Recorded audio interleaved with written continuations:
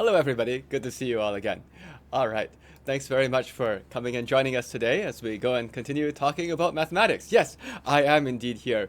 Actually, I was deep in Android programming for the last while because, as you know, some of you know, I've been working on some app for coronavirus. And then, if you're wondering why it was dark at the beginning, actually the answer is pretty simple. I'm a little bit curious. Can anyone guess what happened at the beginning and why it was dark? Does anyone know what might make it dark? Low volume. Somebody said low volume. Is it too quiet? Let me see. This seems okay. That should be okay. Right? So, actually, to be perfectly honest, why it was dark was because, yes, well, I did turn on the camera, but it turns out that the camera had a lens cap in front of it. The camera that we use for recording all of these live streams is actually one of these, it's a movie camera, and we use that because we generally want to have as high quality as possible. But these movie cameras also have a lens cap in front. I was like, how come when I played that intro video, it didn't switch over to me? I think this is called basic physics. Okay, great. You've said that your stream is lagging. Again, I'm sorry for that. I've noticed that as I use video conferencing to talk to lots of people over the course of this time when we're all stuck at home, it has been a little bit hard to get high quality video. But we'll do our best. Okay, well, it looks like we already have 190 people here today, which is quite impressive, and it's really a lot of fun to be able to talk about different areas of math. If you're new to this stream, let me tell you, the way that this works is that this is not a math class. I have nothing that I have planned to teach you. In fact, this is almost like a class for me. I learn lots and lots of things based on what students or parents are asking. And what I try to do is I try to show you how a mathematician, a professional scientist, engineer, whatever, how somebody with this kind of background will respond if we get some kind of a question that we don't know how to solve. Now, I'll always look at the kinds of questions that people are asking in the chat, because those are the questions that are on your mind. And the goal of this live stream is to indeed be improvisational and be interactive. This is a chance to not have a normal math class, because you might already have had your normal math class at school. I also know from experience that most of the people here are studying like Algebra 1 or Geometry, and so I'll try to make sure that the problems that we discuss are around that level of language. Okay, now, let's see. I already see all of these questions have come already. I wonder which one I should take. Oh, there's a question from somebody who has a Greek-looking name. Dear sir, do you know Ranajuman? I think you mean, do I know this famous mathematician named Ramanujan?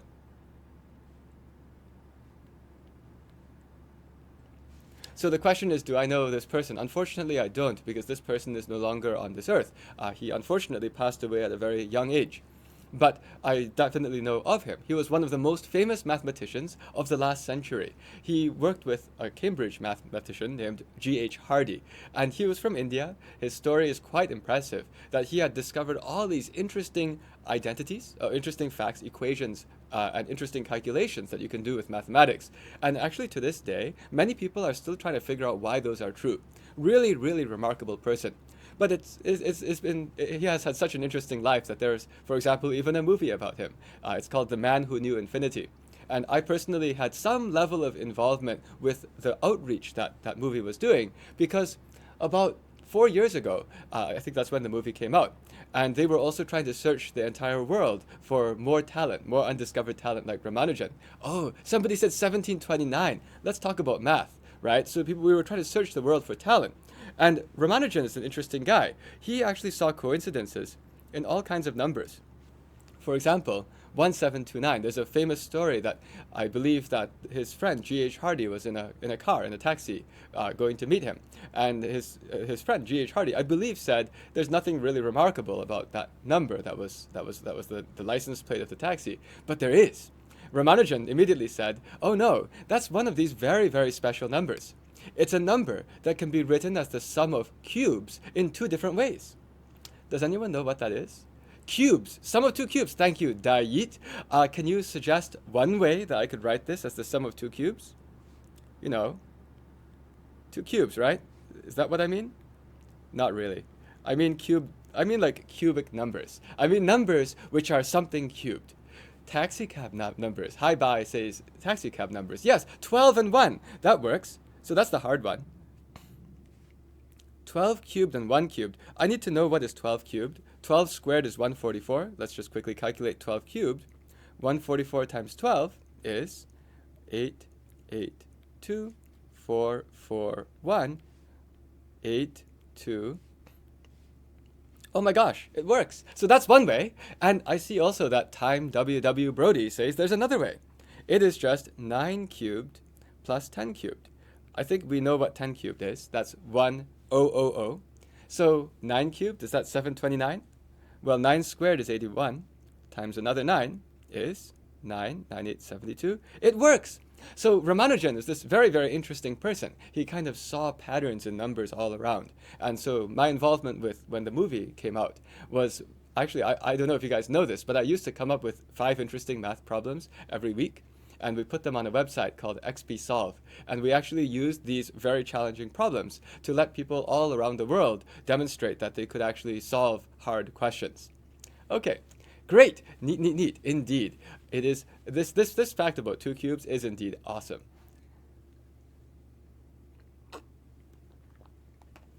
Let's see, what should we do next? More questions. Why, oh why asks, is there a number x such that 1 to the power x equals 2? So why, oh why asks, can you make 1 to the power x to be equal to 2? What do people think? Does anyone see any way you could maybe make 1 to the power x to be 2? This looks kind of hard. No. And why would I say no? Well, I can start with the ones that are easy to see. It's that somehow if I took 1 to any power, which is positive, like 1 to the 5, that's 1 times 1 times 1 times 1 times 1. Okay, that's 1. What if I did something else? What if I did 1 to the power a half? We've talked about that before in these live streams. Of course, I shouldn't just say before, because I can see from the fact that we have 223 people now, there are people who weren't here before. But half power is whatever you have. It's the number you have, so that if you multiply that number by itself, you get the original number of 1. And that makes sense, because 1 to the power half times another 1 to the power half, that's like multiplying half of a 1 and half of a 1. That's a whole 1, right? So it's like the square root of 1. So this is the square root of 1, and that's 1. And we saw before, people asked, how do you do decimal exponents? Well, that's just 1 to the power 1 times 1 to the power 0.5. It's like you got 1, 1, and half of another 1. So this is 1 to the 1.5, which is just 1.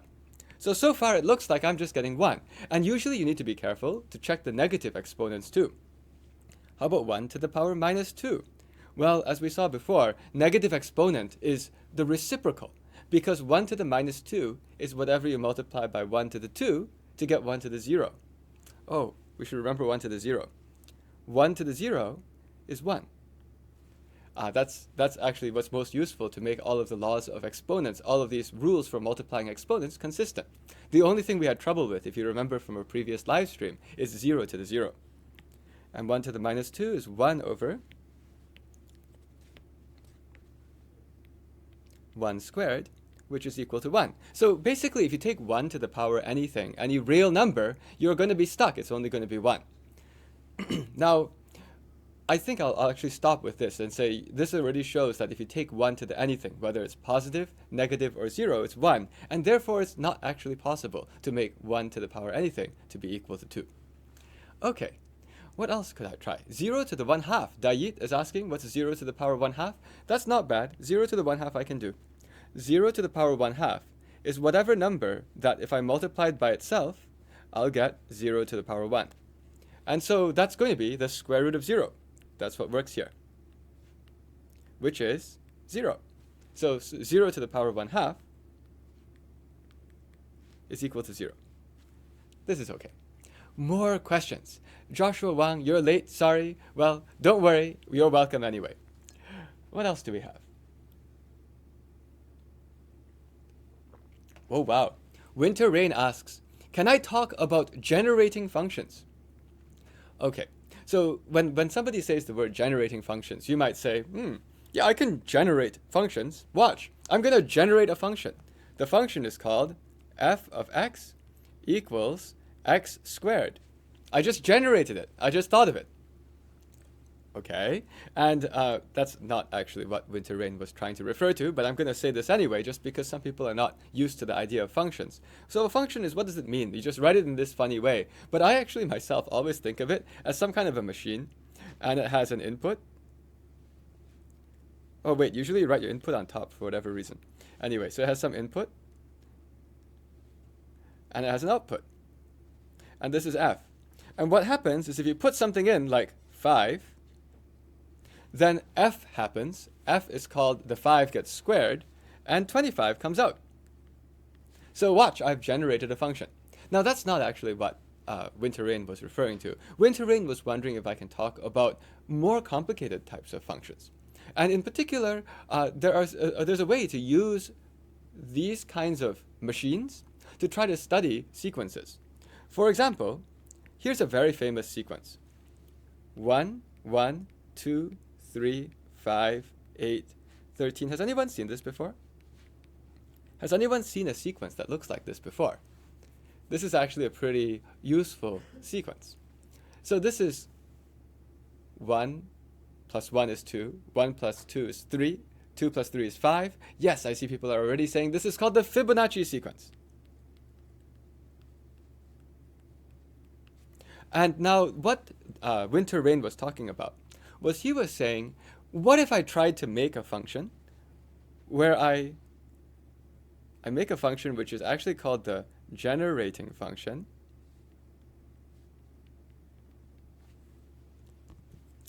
where I'll write this down. F of x is equal to x to the power 1 plus, oh, just a second. It's equal to 1 x to the power 1 plus 1x squared plus 2x cubed plus 3x to the power 4 plus 5x to the power 5 plus 8x to the power 6. I'm just writing down something like this, and I just decided to put the numbers of the Fibonacci as these things multiplied by the powers of x's. This is what's called a generating function. I'm actually not going to go any further into this. I just simply want to say, you could do this. The generating function, you actually go forever. And the whole point of doing this is you can use this to understand what, you can use this to get a formula for like the 65th Fibonacci number. But because this audience does not really include that many people who are focused on this level of math, I won't go any further than this, other than to use this as an opportunity to introduce the concept of a function to everybody, and to maybe observe that you could try to make stuff like this if you want to. Yes, and indeed, some people don't even know about these concepts yet. But you'll learn about this at some point. We'll not go any further onto this topic. I'm always going to be careful not to choose topics that are too deep. What else can we do? Ellen Wei asks, where is the center of the universe? Well, it's where you are. There's no actual standard reference frame. That's actually the technical term for this. Reference frame is like, what does it even mean for us to be staying still? I mean, I'm going to break it to you. Did you realize that you're not standing still?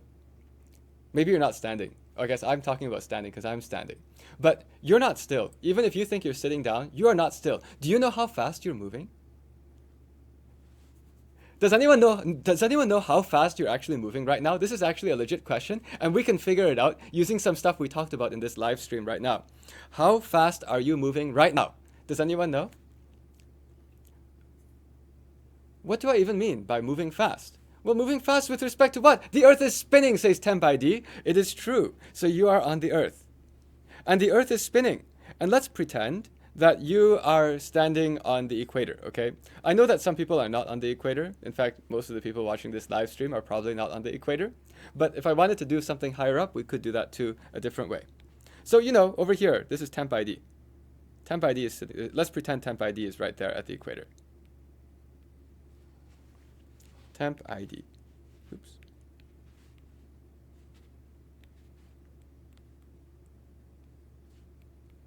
Now, how fast is Temp ID moving? If we were just saying the Earth is spinning, do you remember any of these numbers we had figured out before? There was a number which we had estimated before, which was like, what was the radius of the Earth? Does anyone remember? I already forgot. We worked it out by using time zones. But about what was the radius? Was it like 3,500 or was it like, was it 3,500 I figured out last time? I vaguely remember it was something that was a multiple of 7 because at some point I multiplied by 22 over 7. Let's call it 3,500 miles. And since there are a lot of people on this live stream from America, I guess we're going to be using miles. So if that's the case, how many miles per hour are you moving at if it's spinning? Well, I need to know the circumference, right? And I also need to know, like, what does it mean? I need to know how far you went divided by how much time it took. Does anyone know how much time it takes to go all the way around the Earth? Does anyone know how much time it takes to go all the way around the Earth? I'm not talking about the distance all the way around the Earth. The time, yes, 24 hours. Wonderful, Toady Master. It is true. We have 24 hours to go around in a whole day. So what that means is that the speed is the circumference of the Earth, which is 2 pi times the radius over 24 hours. That's in miles over 24 hours. I'm going to do my trick again where I use 22 over 7 for pi. I find that very convenient. So this is, it's not equals, it's about. Approximately equals 2 times 22 over 7 times 3,500 divided by 24. Okay?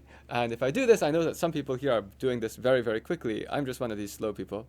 But if I go and start canceling out the common factors, 7 times 5 is 35. So I have 500 over here. Oh no, how do I do this? So I guess I have a 2 canceling with the 24 to give me 12. Everyone following? I'm just kind of slow. Then let's cancel out over here. The 22, I can cancel out a 2 to be 11. Cancel this 2 to be 6. Finally, I hope people are following. As we keep going, what's left? This is 5,500 divided by 6. And I saw some people saying that's about 1,000 miles an hour.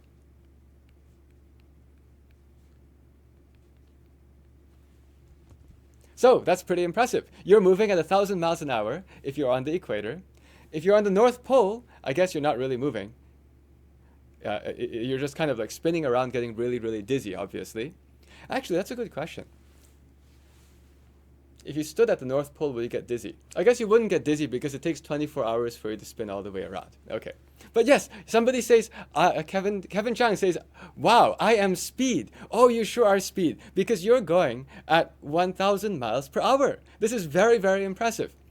But wait, that's not right. The Earth is moving also. And actually, so is the sun. So suppose that you said that, okay, I'm so fast. You're like, I am speed, because normally if you could drive at 100 miles an hour, well, you get pulled over by the police because you can't drive at 100 miles an hour in the United States. But here, if you were driving at 1,000 miles an hour, you know what you do? Wait a second. You'd be breaking the sound barrier. Is that right? Does anyone know what's the speed of sound? The speed of sound is pretty interesting, by the way. The speed of sound, I happen to remember the speed of sound is somewhere around 700 or 800 miles per hour. I don't actually remember which one it is. And you know what? 767 miles per hour is between 700 and 800 miles an hour. And there's actually a way, a reason I know this. The reason I know this is because does anyone know why airplanes don't get faster and faster and faster? You know, like airplanes were invented, like 100 years ago, right? And you'd imagine that by now we could just get faster and faster and faster. But there's actually a fundamental barrier to how fast an airplane can move before it has to do something significantly more complicated. It's called breaking the sound barrier. It's actually not just drag, it's the sound barrier. Because what happens is as the plane is moving, it's creating sound waves, it's creating vibrations. And if it tries to go faster than those sound waves, then there's a very big compression that it has to break through. This is also what makes sonic booms. So if you go faster than the sound barrier. And so I happen to know that when I fly in an airplane, usually the speed with respect to the ground is something like around 600 to 700 miles an hour. And the reason why we can't go much faster is because we'd have to go through the sound barrier and like Charlie says, boom. Okay, but this is interesting. You're going faster than the speed of sound. But no, look, let's get even more impressive. Let's pretend that we said how fast are we moving relative to the sun. Okay, so now we're back here. Here's the sun. And where's the Earth? Well, the Earth looks like this. I don't know if you can even see that dot. The Earth is kind of small compared to the Sun. I'm going to artificially make it kind of big. That's now the Earth. Oh, the Earth should be blue. Everyone talks about how we live on a blue marble. It's a really interesting idea, interesting concept that if you ever go to space, you look at the Earth and you're like, wow, so small. Okay, so now I want to see how fast we're moving. Remember, oh, the Sun isn't real. This looks like it's coming from somebody who might also have been the kind of person who asked me the question of, is this a simulation where people are simulated? If simulated people are asking me questions about whether it's a simulation, let's pretend that let's pretend that the Sun is real. Now, how far are the Sun and the Earth? I said that it takes about 9 minutes for the light to get there. So the distance is about 9 minutes of light.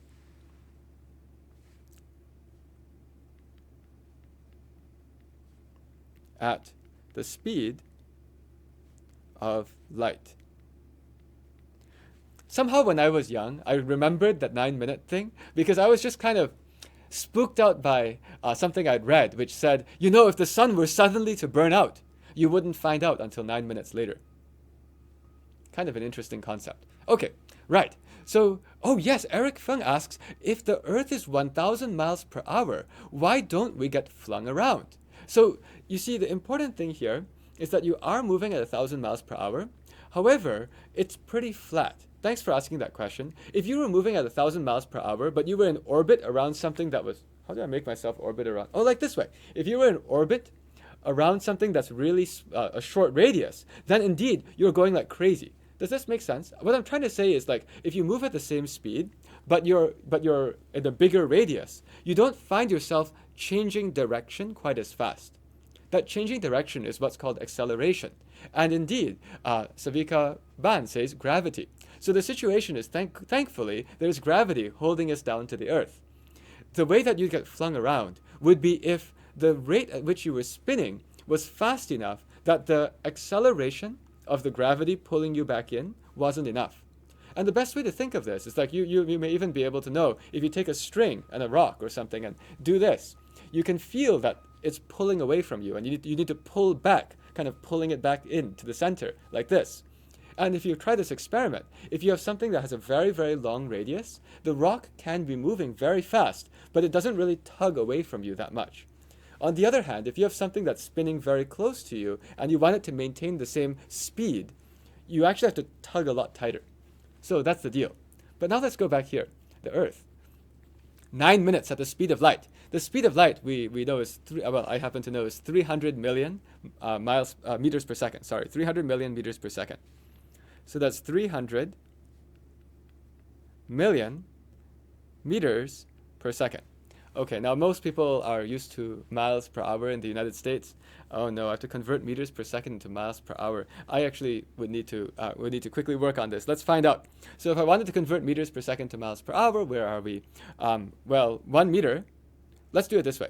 1,600 meters is about 1 mile. Okay? So if I want to do a conversion, I'll actually show you how I would do this conversion. I would then go and, if I want to make a conversion factor, this is actually quite a convenient way to deal with this stuff, then I would say 1 is approximately 1 over 1,600 miles per meter. Now that's a conversion factor. What that means is that this is basically 1. So if I multiply this by this, I'm just multiplying 1 by this white thing. So let's multiply it by 1. It's about 1. 1 over 1,600 miles per meter. And the important thing is that I've made a conversion factor, and so that conversion factor is basically 1. You can multiply by that thing anytime you want. Now I want to multiply by a conversion factor that will get rid of the seconds. The conversion factor for getting rid of seconds would be something like seconds per hour. How many seconds are there per hour? There are 3,600 per 1 hour. So what I've done here is I've also written something, which is, this is actually 1. Okay. Oh, wait, no, it's 1,760 meters. You might be right. Are you thinking of the number of yards in a mile, which I sort of forgot already? Is it 1,760? Yes, I think it is, or something like that. Yards in a mile. But we don't use yards, we use meters. Let's put everything together. What's this? I'm going to approximate, okay? I love approximating. If I approximate, then I'll say this is about 300 times 10 to the power 6. And I see a 1,600 and I see a 3,600. That's about a factor of 2. So I'll say times 2. And all of the units cancel out. The mile, I want the mile. The meters cancels with the meters. The seconds cancels with the seconds. I got miles per hour. We are getting it nice and fast. So that is the speed of light. Now, if I have this as the speed of light, now I can find the distance. If I have this, like, this thing needs to go for 9 minutes. It's time for more fractions. I have to go with 9 minutes compared to 1 full hour. That's 9 over 60. Okay, so let's finally find the distance that the light travels. This distance is this speed, 300 times 10 to the power 6 times 2 times 9 minutes out of the 60 minutes in an hour. Because that's how far the light would travel in 1 hour. And I only want 9 over 60 of an hour. Here I'm just going to be lazy and cancel this way. 300 is 5 times 60. And oh, that's nice, 5 times 2 is 10. So if I put that together, I'll get 90 times 10 to the power 6. That's approximately 10 to the power 8 miles. So I'm coming out to that somehow the Earth is about 10 to the power 8 miles, about 100 million miles away from the Sun. Is that right? Did anyone look this up on Google? Is the Earth to the Sun a distance of something like 100 million miles? I hope so. We'll find out. So, oh wow, 92.94 million miles, not bad. By the way, this is showing again how if you just know a few tiny bits of information, but you use math, you can put everything else together. And like, I'm basically giving this live stream with no Google. And what I'm finding is kind of fun is that even with just like these few tiny little bits of information that I have in my head, I can go and piece my way around and find what people find on Google. I say this actually because some people often think about what's involved in learning math. I mean, math at first looks like there's all this stuff to memorize, and science too. But actually, if you just think about how things work, you can get away with remembering only little bits. Little bits. You don't need to remember everything. And if you remember little bits and you piece everything else together, sort of like what you're seeing here, you really don't have to remember anything, like much of anything at all. Okay, let's see. So I got 100 million miles as my radius. Now, let's see how fast we're moving. So here's the Sun, and now I'm looking at top-down view. The Earth is going to be doing this.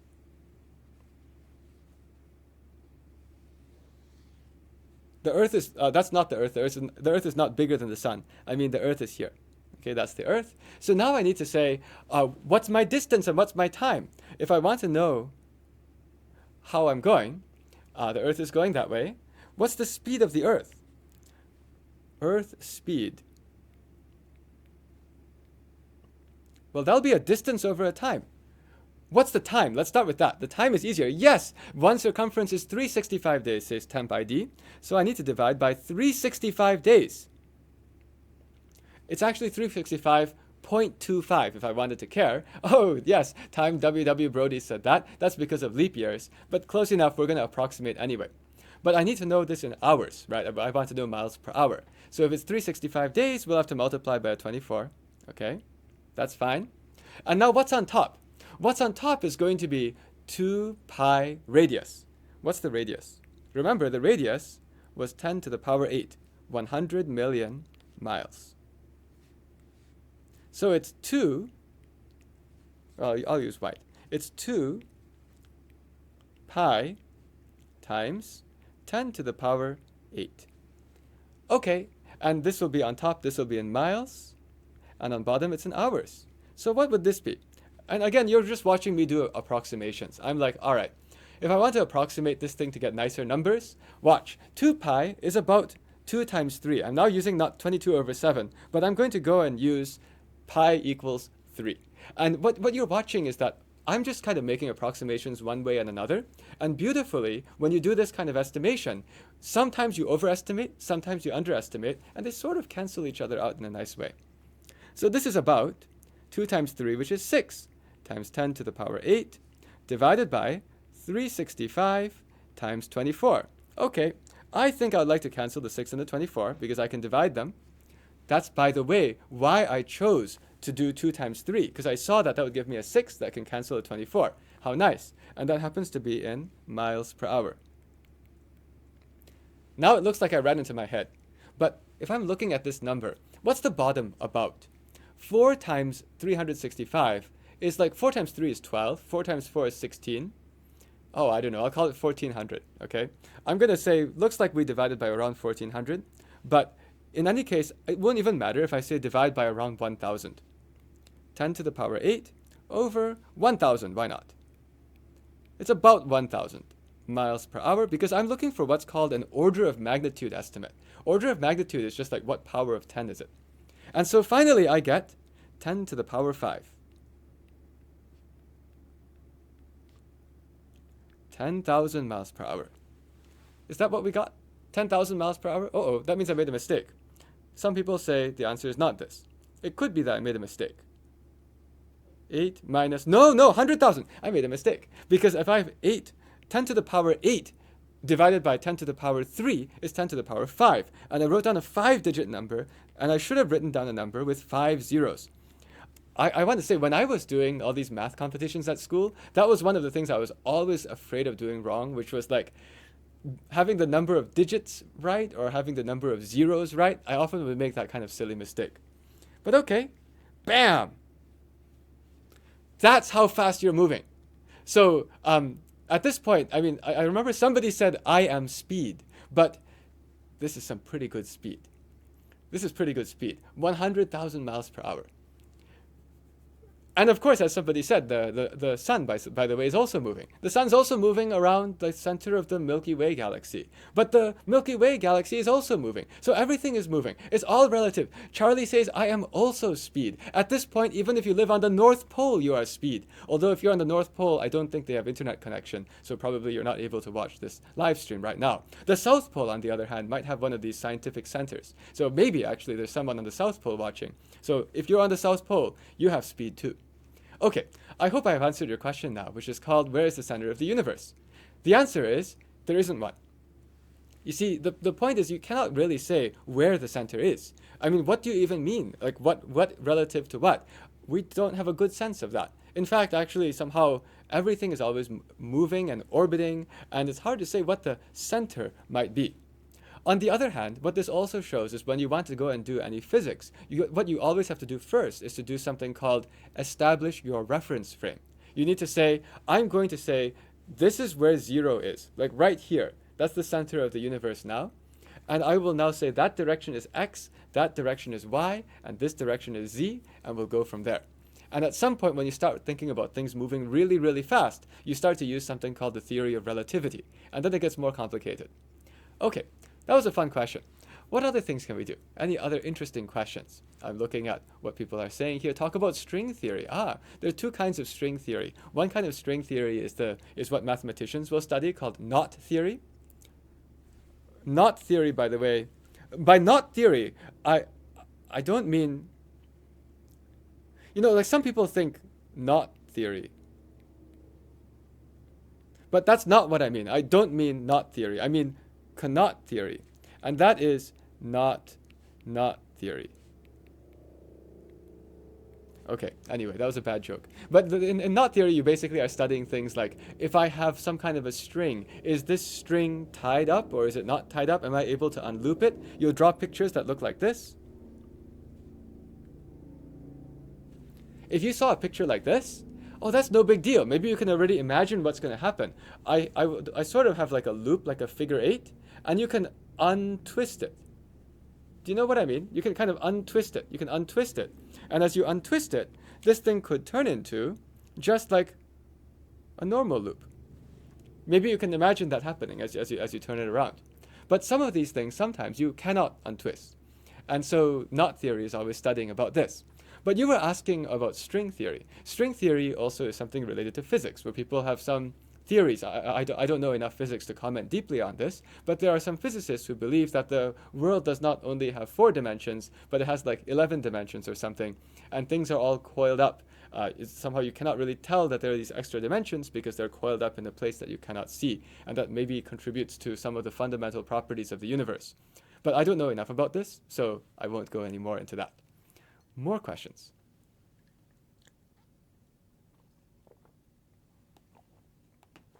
Joshua Wu. Joshua Wu says, Po-Shen Loh is so smart, where he wrote Potionlow. You're a funny guy. Okay. Chen Si asked, how do you draw a Fibonacci spiral? I can do that. If you want to draw a Fibonacci spiral, here's all you have to do. You start by drawing, I'm going to get into the middle of my screen so I have some more space. I start by drawing a square which is 1 by 1. That's a tiny, tiny square, and it's tiny on purpose. In fact, I'm going to draw another square right next to it, which is also 1 by 1. Next, I'm going to draw a square where the side of the square equals the sum of those two sides. And what I mean is I'll just put the square next to it. Does that make sense? So if I had two little squares, now I've got that square. That's reasonable. And by the way, the first square had a side length of 1, the second square has a side length of 1, and the third square has a side length of 2, because 1 plus 1 is 2. Next, I'll draw another square where the square goes up here, and it just is like perfectly the side length that I need in order to make a square that has like the same side as those two together. 3, thank you very much, Jiang Michael. Now I'm going to keep going. Now I want a square which has a side length of, well, whatever I need, 5. It gets harder as you go, because as these things get bigger, it becomes more and more obvious to people if what you drew were not straight lines. Let's pretend that's a square. Okay, that's a 5 square, because I had 2 for this square. This square is a 3 square, and if I have a 3 plus a 2, that's a 5 square. And what should I do? Paperboy says, Po-Shen Loh, it's the Fibonacci spiral, because I'm going to do this one. Here's another square. Every time what I'm drawing is a square, okay? A square. At this point, I'm already going to tell you why I'm drawing all these squares. Now I'm going to start connecting them. I'm going to draw, how should I do this? I'll draw a quarter circle here, a quarter circle there, a quarter circle here, a quarter circle here, a quarter circle here. These are all quarter circles. A quarter circle here. What do you think? It works. It's all coming together. So as you keep going, we could do another one if we wanted. Although if we did the other one, it'd be very clear that I can't draw circles. But let's just keep going. Actually, maybe I can't draw squares either. That doesn't quite look like a square. That looks like a rectangle. That's not acceptable. If you draw a rectangle, then it won't be a Fibonacci spiral. And by the way, this is just another square, and the side length of the square is the sum of the other two side lengths that were right before it, and that's a Fibonacci spiral. Philip Neller says, "Pow! There goes my mind." Well, that's how the Fibonacci spiral works. What's the question? Asked Diane Zhao. The question was, can I draw a Fibonacci spiral? I guess the answer is yes, because I just drew it. Now, this thing looks like a snail shell. And there's a reason why it looks like a snail shell. It's because the way a lot of things in nature grow is that they grow in these kinds of patterns, where it's like if I had something and I have something else, then the next thing I build is using both of them together to build the next piece. Actually, you can think of that as the instruction set for building life. I thought a lot about this before, of like, why is the Fibonacci spiral and why does the Fibonacci stuff appear so much in nature? And the reason is because if you think about how we as people, or like mice, or like carrots, or anything, like why they are the way they are, all of these things are very complex, except that their entire structure is defined by something called DNA. So just with DNA, or RNA in the case of a virus, you have some very, very small list of instructions that can make everything. That can make that entire like person, or make that entire mouse, or make that entire carrot. And if you are going to put only a few instructions, you don't have the ability to go and say, you know, when you build that snail shell, at exactly 18 days of your life as a snail, you should go and build some extra little thing over there. You know, you've got to think of it as like there's some really basic instructions for how to be a snail. And how could there be much more than just saying, well, you start making your shell, and the next thing is like what you had before put together. what I'm trying to show you is that that's a very compact way of expressing instructions. And that's, in fact, that's my own theory for why Fibonacci appears everywhere in nature. It's the simplest instruction set that you can have. To say, build this, and then build the next one, and whenever you build the next one, use the previous two together. And boom, you have some fancy like life form. Okay, what else can we do here? More questions. I'm looking at all the different sources I have of questions. The Minecraft guy said Ooga Booga. My guess is that's not an actual question. Let's see.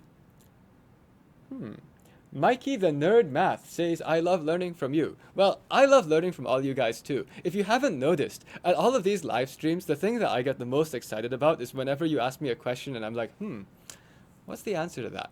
Let's see if we can figure it out live on camera with 241 people watching. That'll be a challenge. Okay. So I'm looking at all of these different questions. Thank you for all the compliments, by the way, but I do want to say, I think that we also should respect all of your actual teachers. The teachers of today are doing something very, very hard. The fact that they suddenly all were told, they meaning me too, we were all told suddenly, hey, go teach online because you cannot meet your students. Oh my gosh, that's crazy. So the teachers of today need a round of applause. Okay.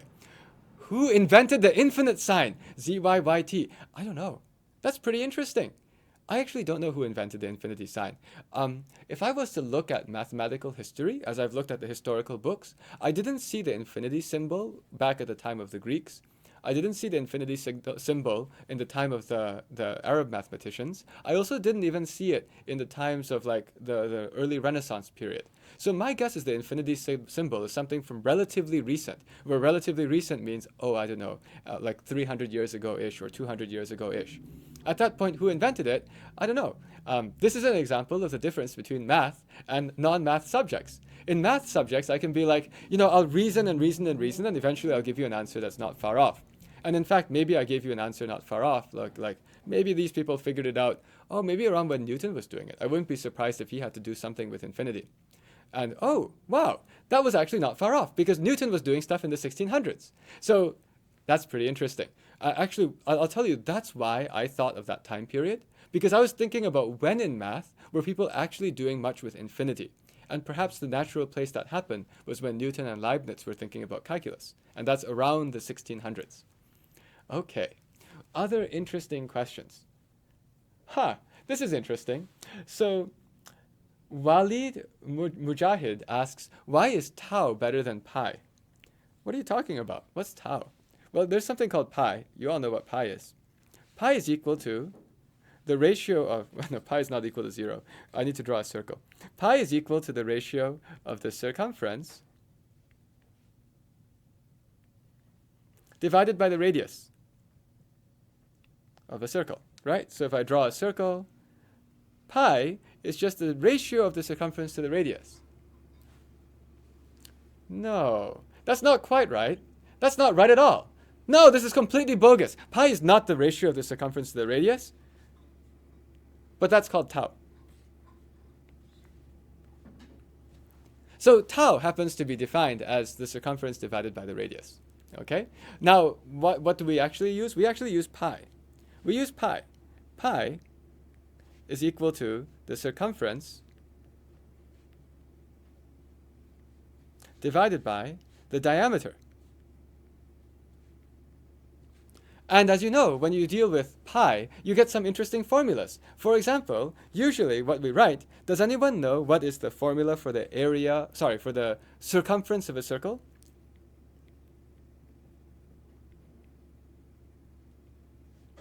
Circumference of a circle in terms of pi is equal to 2 times pi times the radius. And of course, because pi is the ratio of the circumference to the diameter, so I should just take pi times the diameter, and the diameter is 2r. But you could write it in another way. You could also say the circumference is equal to tau r, right? Because somehow, if I'm just going to have tau be the ratio of the circumference to the radius, I could just write tau r.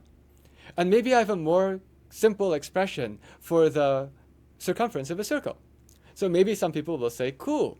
Oh, wow, like Miles Tang. It's cool. Why not just like drop all this 2 pi nonsense? Let's just call the whole thing tau. And tau is what we can do all of our math with. And to be honest, if we felt like it, we could just use tau for everything. We could have just done tau for everything in math, and wherever we had a pi, we just wrote tau over 2. And indeed, somebody has asked, who invented tau? I don't know.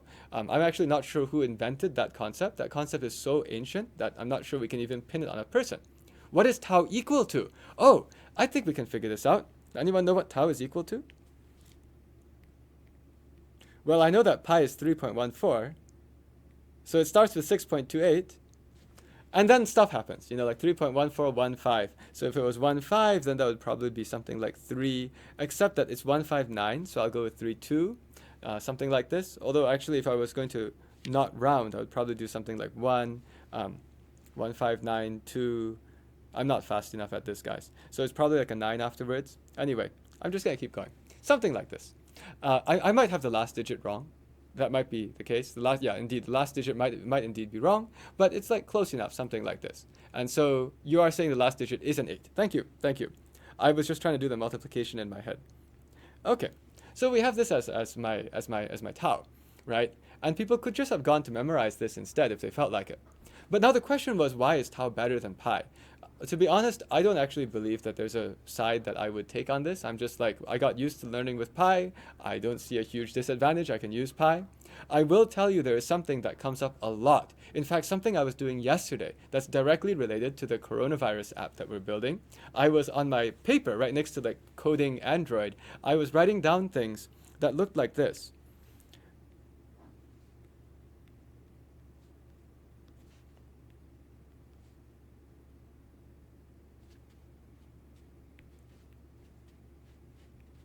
So I was basically writing down stuff that was looking like this.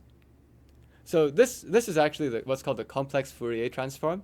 You don't really need to know what that is. I'm just trying to show you that somehow these kinds of notions are extremely useful eventually when you're actually trying to do something useful. But we don't need to go too deep into this other than to see that this has a 2 pi inside it. And so there's a 2 pi that appears in these kinds of formulas. And in fact, if you had everything just in terms of the tau, I guess you could have avoided this factor of 2. And this thing that I wrote here is a fundamental component in something called signal processing. This is what I just wrote here is a fundamental tool that can be used if you hear a sound to go and try to figure out what frequency it is. That's all I'll say about this. You'll hear much more about what I'm doing, hopefully today or tomorrow. Okay, more questions. Let's see. What's the time also? Okay, we got a little bit of time left. Athena Wu asks, you're using that in your coronavirus app, right? Yes, I was. I was actually using this. This is something that we're doing. And also at the same time, I was using a piece of software that someone else had written before. And the deal is, whenever I use like some computer code that someone has written before, I actually want to understand every line of it. And there was some part inside it that it was doing this Fourier transform. It was multiplying some numbers together. And I was like, are those actually the right numbers? And so I found myself actually writing down on my sheet of paper a 2 pi, e to the 2 pi I. Okay, throw away the 2 pi and turn into tau, says Wei Wei Gu. You could indeed do this. But somehow the world's using pi. I guess that's how it is. ZYYT. What is your favorite food? I don't know. These days I just eat whatever I can, in the sense that I'm actually working all around the clock into very, very late at night, and we start again early in the morning. So at this stage of my life, like this particular stage where we're trying to help solve some problem in the world, I'll just eat whatever I happen to get my hands on. It needs to be healthy, though. A tip for everyone is that you cannot survive on junk food. If eventually, if you're actually trying to do something that's meaningful, you actually have to make sure you can take care of your body. So I will make sure that there's enough like fruits and vegetables and all of that stuff. So that would be my tip. My tip is like, just eat whatever can keep you healthy. And at that point, what my favorite food is whatever is going to be healthy for me right now that lets me keep working. Okay. I see that somebody suggested pie. Yes, I guess one could eat pie too. Volume of a potato was asked. The volume of a potato is relatively easy. All you have to do to find the volume of the potato is to calculate what is the density of a potato, and then weigh yourself, and then eat the potato, and weigh yourself again afterwards. And then you subtract, and you divide by the density of the potato. No, that's actually a highly inefficient way to find the volume of a potato. A significantly better way to find the volume of a potato would be to take the potato and mash it like crazy. And after you've mashed it like crazy, attempt to squeeze it into a rectangular shape so you can measure the length, the width, and the height. Well, that's actually not a very efficient way either. I guess you could do that, though, with a potato. You could not do that with the crown that Archimedes was trying to find the volume of. And what the best way to find the volume of a potato is what we talked about in an earlier live stream. You should take the potato and throw it into a tub of water and go and see how much the water rises. And if you wait long enough, then you might even get a potato plant inside. Let's see, what else can we do? JF asks, how do you find the derivative of a function?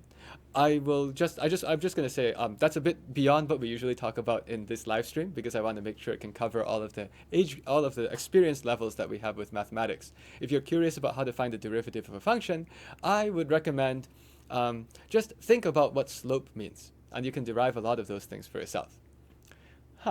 What else do we have here?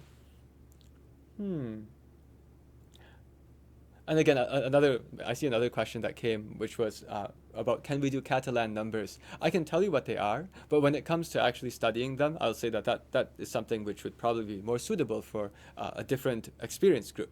But Catalan numbers are like this. It's a nice concept. The idea of a Catalan number is, how many ways can I write down how many ways to write 3 pairs of parentheses. Every time I write this word, I don't know how to spell it. Is that right? Is that how you spell parentheses? Is parentheses like parent theses? Or is it like P-A-R-A-N-T-H-E-S-E-S?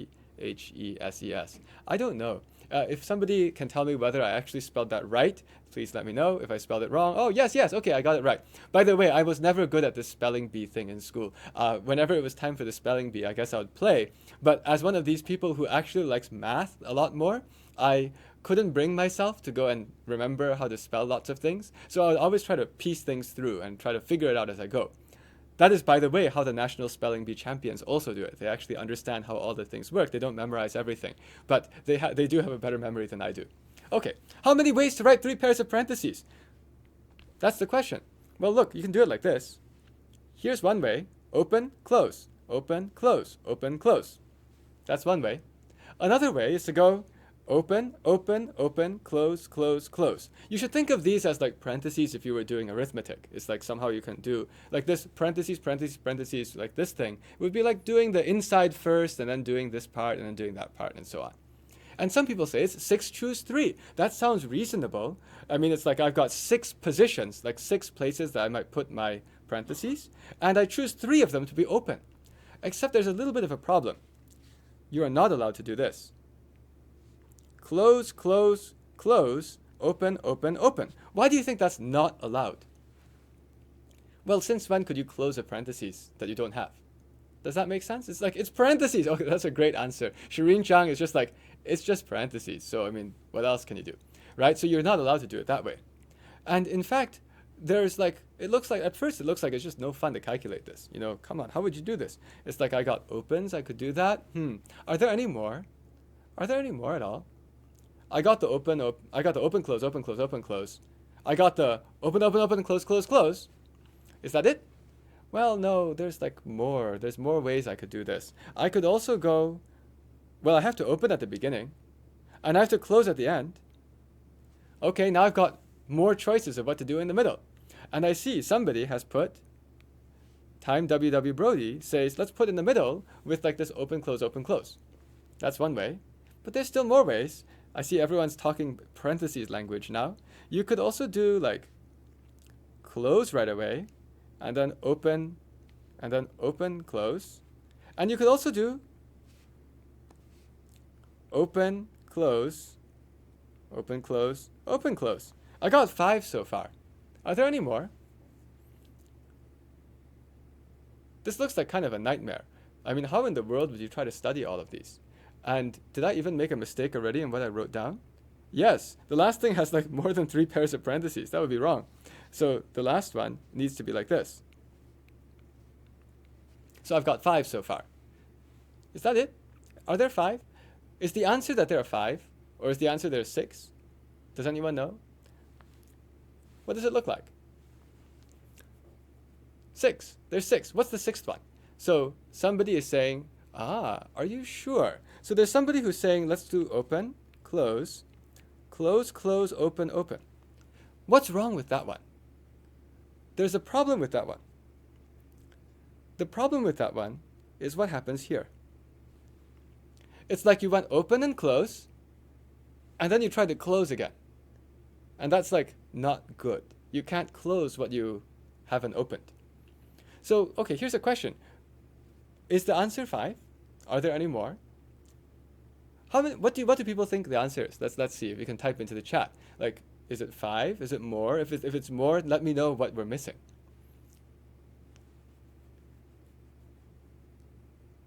I'm watching the chat because it's fun. Okay, the answer, some people are saying no. Some people are saying question, question, question. Some people say 6. But if you say 6, we would need to have one more that we're missing. And some people think it's just 5. It seems like it's just 5. Someone says one more. It's not clear what the one more would be. And let me tell you how I'm going to do it systematically. The way I'm going to do it systematically is I'm going to say, look at all of these. All of these need to have an open at the front, and they all have to have a close at the end. That's already settled. Now, after that, I have some choices. I either will have one kind, which is that it closes right away. Closes right away are those two options. Or I have another open. And the other open, I guess I'll use yellow circles. The other open is like this. And what do I mean by this? As I look at this, it's like when I close right away, if I close right away, then what follows, if I close right away, has to be something that uses 2 pairs of parentheses. There's not much you can do with 2 pairs of parentheses. Either you put one after the other, or you put one in the other. So these things which I marked with blue, that's it. That's all I can have there. Now, the other kind is where I open and I open again. If you open and then you open again, then you're here. And then what you have is you have to see what you do with the next 3 positions, because the last one's going to be a close for sure. With the next 3 positions, you either open it, and if you open it, that's it. It's close time. Is everyone okay with me on that? Because if I opened and opened and opened, that's all 3 of mine. It's over. End of game. Over here, if I close it right away, then I have open, close, open, open, close. And then I can either open, close, close, or I can close, open, close. It's like somehow I'm down to just these last 2 of what I would do, because I already went open and then the yellow open, and this is the case where I do a close right away, and then I just have 2 more things to put, and they either go in the order open, close, or close, open. I hope I've convinced you by now that this is a horrible way to calculate the answer. This is a horrible way to find the answer of 5. However, I hope what I've also convinced you of is it's not really obvious how you do this problem. And why this is called Catalan numbers is because they were invented by Professor Catalan. That's not true. They're called Catalan numbers not because of any Professor Catalan. Maybe it's named after, I don't even know, maybe it's named after a region of Spain. I'm not entirely sure. But there was definitely not a Professor Catalan, at least not that I know of. Okay, but the Catalan numbers have a name because it turns out that there was a really, really nice way to calculate all of these. That nice way is beyond the scope of what I can talk about in this short daily live stream, although the topic itself is not actually super hard. So if you're curious about this, there are actually, I think, 2 hours of YouTube lectures where I've talked about Catalan numbers in quite extensive detail.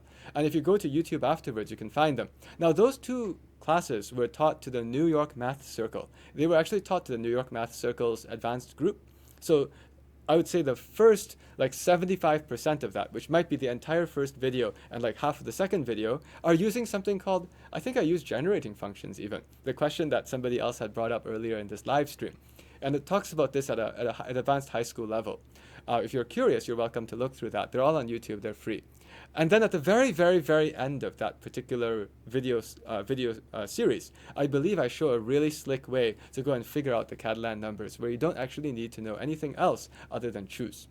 But anyway, I hope that you've been able to appreciate, what kind of numbers these are.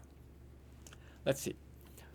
So unfortunately, it looks like our time has run over. So at that point, I'll just say I myself, unfortunately, have a few things that I need to run to. In fact, I need to go back and jump on the computer and start programming again.